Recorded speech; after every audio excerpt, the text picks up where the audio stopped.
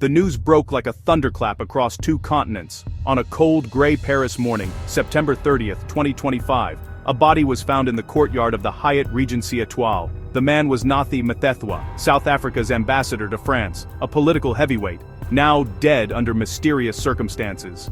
Initial reports were vague, an apparent fall, an ongoing investigation. But whispers quickly spread. Mthethwa had checked in alone, 2 days earlier, to a 22nd floor room with a security window forced open from the inside. The scene was spotless, too spotless. No struggle, no drugs, no alcohol, just a man, and a fatal drop. Why was he at the hotel? Who was he meeting?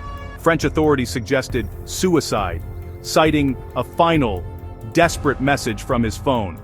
But many doubted it. Mthethwa was a survivor, not one to break easily. This felt orchestrated, a brutal act in a long, complicated drama. The truth wasn't on the pavement, but hidden in the shadows of his past.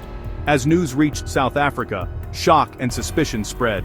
President Ramaphosa called for a full inquiry, dispatching top investigators to Paris. This was no longer just a French matter. It was a South African crisis. The death of Nathi Mthethwa was a political puzzle, a diplomatic nightmare, and a story threatening to expose secrets some wanted buried. The fall from the 22nd floor was just the beginning. The world watched as the investigation began, knowing this was more than a personal tragedy. The questions were immediate and unsettling. What really happened in that hotel room? And who, if anyone, wanted Nathi Mthethwa dead? The answers would shake 2 nations. Who was Nathi Mthethwa? To understand his death, we must understand his life. A veteran of the African National Congress, Mthethwa was forged in the anti-apartheid struggle and became a fixture in South Africa's cabinet. As Minister of Police, he presided over the Marikana massacre, 34 miners killed by police. The shadow of Marikana would follow him forever. Later, as Minister of Arts and Culture, he faced accusations of wasteful spending and detachment from the arts community. He was a close ally of Jacob Zuma, linking him to the era of state capture and systemic corruption. His name surfaced in inquiries and commissions, always surrounded by controversy. In late 2023, he was appointed ambassador to France, a move seen by many as political exile. He traded Pretoria's heat for Parisian elegance, but the past followed. In Paris, he was meant to represent his country but instead became the center of its darkest, new mystery. Mthethwa's journey was a testament to the turbulence of South African politics, his legacy power, controversy, and secrets that refused to stay buried. The man who survived so much at home met his end far from it, and the world wanted to know why. The investigation began in room 2214, a sanctuary-turned-crime scene. French investigators found a neat, almost sterile room. No signs of struggle, no chaos. The window, designed for security, had been forced open from the inside, a deliberate, determined act. This fueled the suicide theory, but contradictions quickly emerged. Mthethwa's phone and laptop were missing, devices that held his secrets, his work, his life. Why would a man about to end his life remove them? Or did someone else take them? The missing electronics were a glaring red flag, challenging the suicide narrative. Mthethwa had checked in 2 days before, not on official business, and scheduled a private meeting with unidentified foreign associates.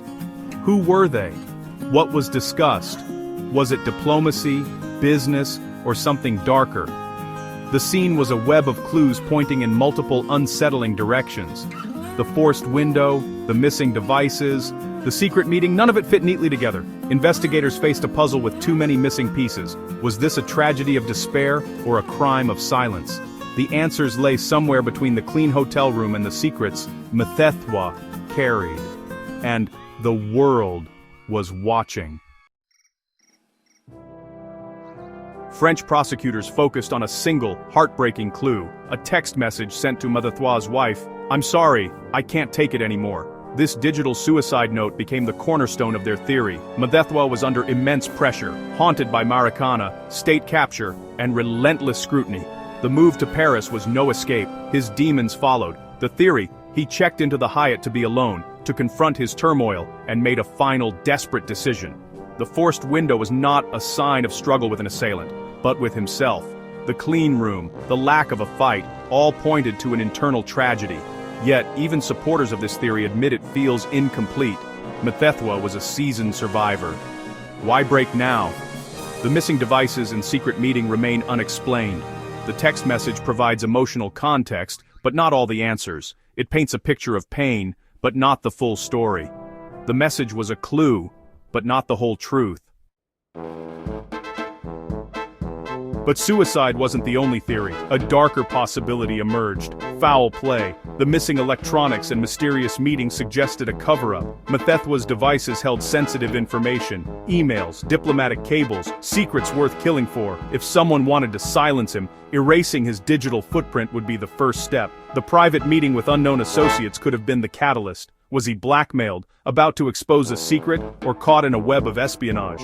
In this scenario, the forced window was the work of assailants, not despair. The clean room, evidence of professionals staging a suicide. Even the text to his wife could have been sent by his killers, a cruel misdirection. This theory: Mthethwa was silenced for the secrets he kept. The truth, in this version, is far more chilling, and the stakes much higher.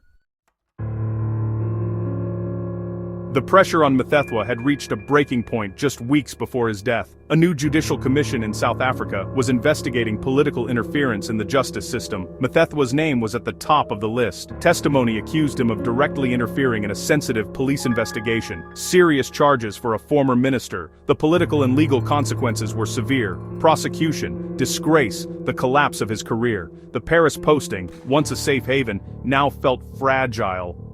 The inquiry reached across the ocean, pulling him back into the fray. The stress was immense, a motive for both suicide and foul play. Was he driven to despair by the threat of prosecution? Or did his potential testimony make him a target for silencing? His death could be seen as a preemptive strike to ensure his silence. The inquiry provided motive, but not clarity. The truth remained elusive. Nathi Mthethwa's death leaves more than a mystery. It forces South Africa to confront uncomfortable truths. His fall is a symbol of a political system under strain. The questions about his final hours are not just for investigators, but for the nation. His legacy is now tied to this unresolved chapter. His death casts a shadow over South African diplomacy and raises questions about the safety of its diplomats. The joint inquiry is a test of trust and transparency. The world is watching to see if the truth will surface. Mthethwa's career was marked by controversies never fully resolved. Whether he died by his own hand or was silenced, the truth remains buried. It's a brutal reminder of the struggle for political accountability. His story is a cautionary tale about power, secrets, and the cost of leadership. If it was suicide, it highlights the need for better support for those in high-stress roles. In the end, South Africa is left searching for answers in the dark.